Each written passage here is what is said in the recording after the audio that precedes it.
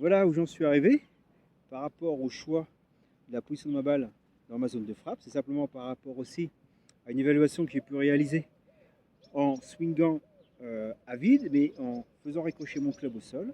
Et ça m'a permis en fait de pouvoir identifier l'endroit où mon club allait tomber le plus souvent et le plus régulièrement.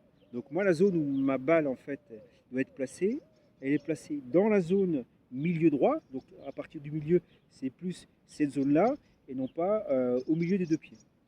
Et c'est marrant, c'est intéressant parce que je le fais aussi bien du pitch jusqu'au fer numéro 2. Par contre, pour le driver, c'est une autre histoire. Je vais placer la balle un peu plus en retrait. Voilà, ma balle est placée dans ma zone et en face de mon œil, en face de ma main droite. Et ensuite, sur la typologie de swing, eh bien, c'est en fonction du jour. Là, je vais jouer avec les deux mains. Ça fait là, contrôle. Voilà, la balle part dans l'axe. Là, je vais aller sur une typologie où je vais avoir un contrôle un peu plus avec ma main gauche, soit pour chercher une amplitude plus importante et aller chercher un rebond.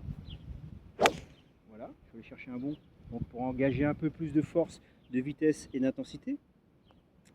La typologie du swing, en fait, elle sera plus organisée, la position, en fait, on va pas dire la position, mais la prise d'élan par la main droite, effectivement. Donc, je vais avoir une phase de club qui sera un peu plus fermée. C'est une main droite qui va actionner le mouvement. J'arme.